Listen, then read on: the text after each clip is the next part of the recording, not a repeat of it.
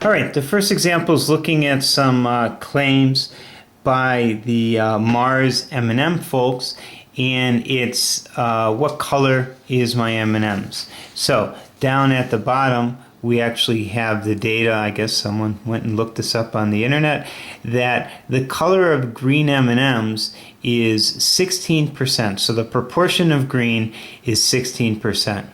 And what we're going to do is go ahead and test that proportion against our collected data. And the collected data for this example is that we pick out a bag of M&Ms that has 220 M&Ms in it. It ends up that there are 48 green M&Ms in our bag, and so our proportion from that sample is just equal to 48 over 220, or 0.2182.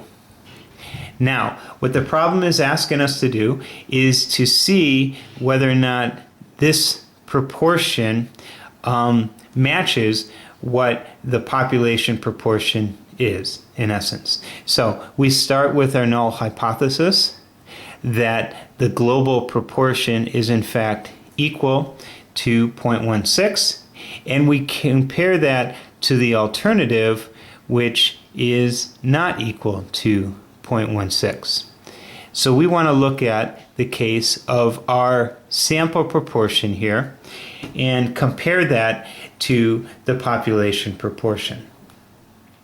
So to go ahead and get started, for the test statistics, we can look this up, and their tables don't go up to 220, so we're going to do really quick calculation to see if we're past the threshold of n times our proportion equal to 220 times 0.16, which comes on out to 32.5, and fortunately that's greater than 5, so we're moving around along the right direction.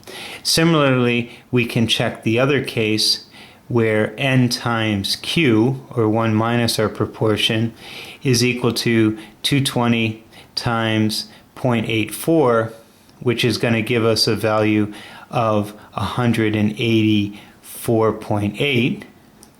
In this case, that would be the non-green M&Ms, greater than 5. So things are looking good for us. In fact, the data is telling us that for this problem, all we need to do is to calculate our z star. And here it's going to be equal to our proportion minus our population proportion divided by the square root of the proportion 1 minus the proportion, i.e. p times q, divided by the square root of the data points. So if we go ahead and punch some numbers on in here, the numbers that we're going to get is that our test proportion of 2182 minus our population proportion of 0.16 divided now by our test proportion population proportion of 0.16 times 0.84 divided by 220. And that's going to give us a z value of 2.35. So there's where we are in the world, z star of 2.35, and our rejection rule is going to be similar to everything that we've actually done before. So there's our famous normal distribution curve.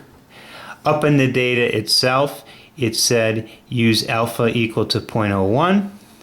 So which means if I look at this tail for alpha over 2 equal to 0.005, I get a z value from the normal distribution tables of 2.575, and then similarly on the far end I get minus 2.575 for that alpha over 2 equal to 0.005.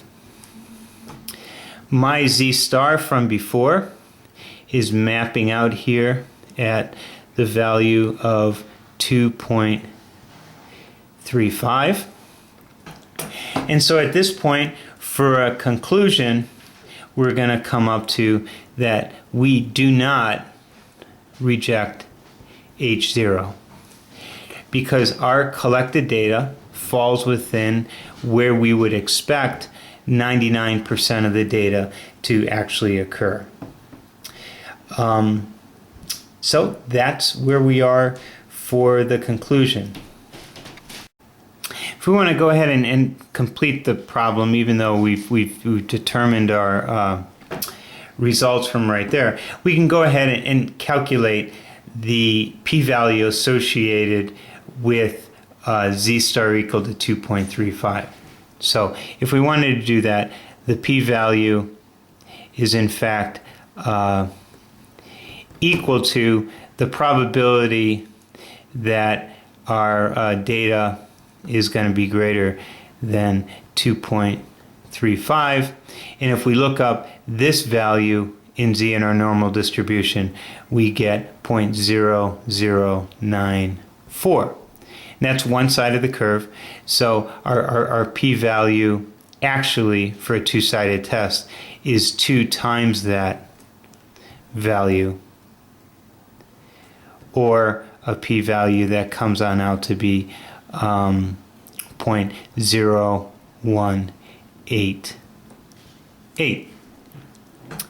And so in our case, since 0.0188 is greater than our alpha of 0.01, we do not reject H0.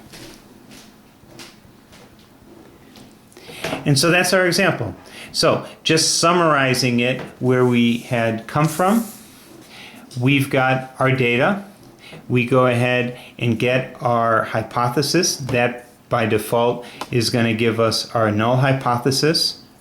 From our actual sample, we can get a sample proportion. And in this case, since we meet the 2 criteria, we can approximate the binomial with, in fact, the normal distribution. Cranking out those numbers, we come up with a z-value. And then like before, we compare that z-value to the z's for our quoted value of alpha for the problem. And we're in the big region, we don't reject the hypothesis. Just as another review, the other alternative is to look at, in essence, what area under the curve you would get for the z-value of 2.35, i.e. the p-value associated with that. In this case, it's a two-sided test, so we need to get both areas. We look up that z-value of 2.35 and come up with an area of 0.0091, multiply that by 2, and get 0.02. That's our first example, and that's the using hypothesis testing for a proportion.